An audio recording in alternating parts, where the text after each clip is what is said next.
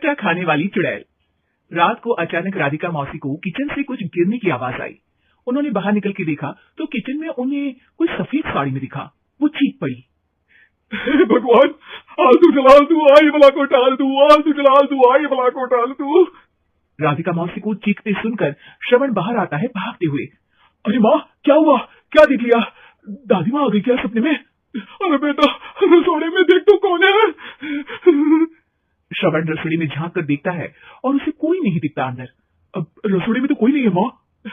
कोई सफेद साड़ी में नहीं है क्या? नहीं माँ, कोई भी नहीं है। चिल्लम चिल्ली की आवाज सुनकर काजल भी वहां आ जाती है। अब क्या हो गया माँ जी? अरे बेटा, रसोड़ी में एक चुड़ैल थी सफेद साड़ी में। अरे क्या कर रही थी वो अंदर? अरे बताया नहीं, कल आएगी ना तो पूछ लूंगी। चुड़ैल जी, आपका क्या प्लान है?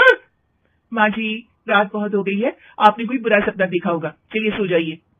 राधिका मौसी सोने तो चली जाती है पर उनको रात भर नींद ही नहीं आती। वो कुछ भी उलझुल बातें सोचने लगती है। कहीं चुड़ैल की वजह से तो घर में टेंशन नहीं हो रहा, कहीं उसी की वजह से तो वो दादी नहीं बन पा रही। सुबह जब राधिका मौसी रसोई में छानबीन करती है तो पाती है कि नींबू का अचार गायब है। चुड़ैल नींबू का अचार ले गई? मुझे तो ठीक नहीं लग रहा कुछ। चुड़ैल को भी पता है कि जिंदगी का असली मजा तो खट्टे में ही है। राधिका मौसी झट से श्रवण को फोन कर देती है। बेटा, मुझे समस्या समझ में आ गई है, हमें एक तांत्रिक की जरूरत है। अरे क्या बोल रही हो माँ, तांत्रिक की क्या जरूरत है? आप पूजा पाठ तो कर ही रही हो ना। आलतू जलालतू मंत्र सारे फालतू जैसे कुछ मंत्र पढ़ो, चली जाएगी अपने आप चुड़ैल। अरे नहीं बेटा, कभी चुड़ैल को कम नहीं समझते। अरे तुझे पता भी नहीं चलेगा कि कभी वो छल करके काजल की जगह घर की बहू खुद बन जाएगी। क्या माँ, कुछ भी बोल रही हो? कहाँ काजल और कहाँ चुड़ैल? वैसे एक बात बताओ, काजल को अगर गाने के लिए बोल देना तो चुड़ैल काजल की आवाज सुनकर घर तो क्या, घर भी लोग छोड़कर चली जाएगी। तुम नौ पढ़े लिखे बच्चे हर चीज को मजाक समझते हो। तुम रहने दो, मैं खुद ही तांत्रिक को बुला लेती हूँ। अच्छा सुन, शाम को इमली लेके आना। क्या है कि चटनी खाए बहुत दिन हो गए है ना?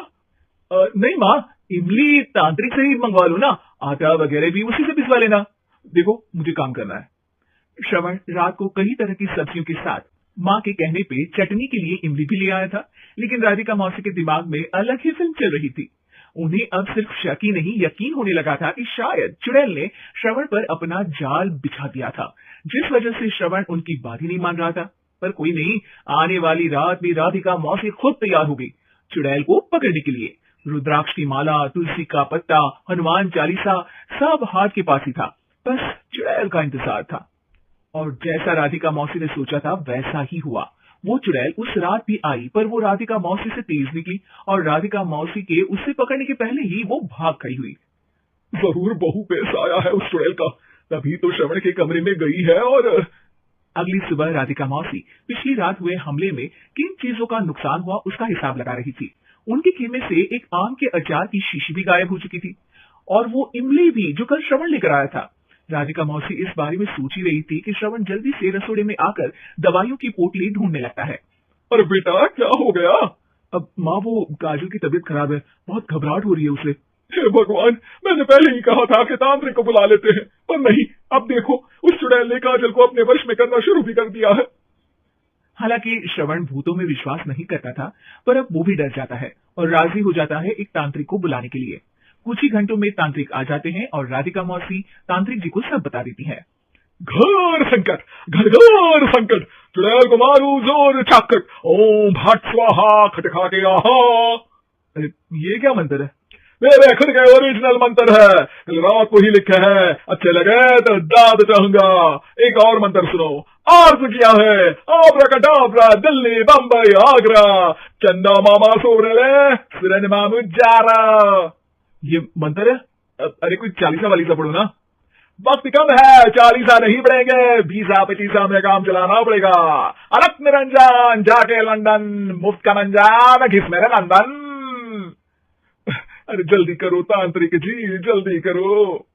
तांत्रिक अपने उल झलूल मंत्र पढ़ने लगता है। श्रवण को तांत्रिक पे शक होता है। वो अपने डॉक्टर दोस्त को कॉल कर देता है ताकि कोई अनहोनी हो तो इमरजेंसी में चीजें मैनेज हो जाए। तांत्रिक धुनी दमाता है, जिसकी वजह से कमरे में काफी धुआं हो जाता है और जिसकी वजह से बहू की घबराहट बढ़ जाती है। अब भागेगी चुड़ैल। हाँ, बहू खांसते हुए धुएं से बचने के लिए बाहर चली जाती है। अरे भाग रही है, भाग रही है। पीछे पीछे श्रवण भी जाता है। बहू एक सोफे पर बैठ जाती है। तभी डॉक्टर दोस्त आ जाते हैं और श्रवण को पानी लाने के लिए कहते हैं। थोड़े चेकअप के बाद डॉक्टर कहते हैं, मेरे हिसाब से जाप का काम पूरा हो गया है। क्या मतलब? अरे कुछ भी नहीं माँ, कोई चुड़ैल नहीं है, खुशखबरी है, अब दादी बनने वाली है। मगर वो सब अचार के डब्बे। श्रवण दोनों अचार के डब्बे अपनी माँ को दिखाता है, जो कि उनके बिस्तर के नीचे छुपे हुए थे। आपने सही बोला था माँ, वो चुड़ैल काजल ही थी जो खट्टा खा रही थी। हमें कल ही पता चला, पर हमने आपको ये तांत्रिक वाला काम करने दिया ताकि आपको भरोसा हो जाए कि भूत वगैरह कुछ होता ही नहीं। अच्छा अच्छा, ये तो बड़ी खुशी की बात है। पर बेटा मुझे एक झाड़ू तो ला दे। क्यों माँ? ये तांत्रिक का भूत उतारती हूँ मैं। अब तांत्रिक राधा मौसी के डर से घर से भाग निकलता है और राधा मौसी उसके पीछे भागती है। अरे संकट ये घनघोर है, तांत्रिक मुआ चोर है।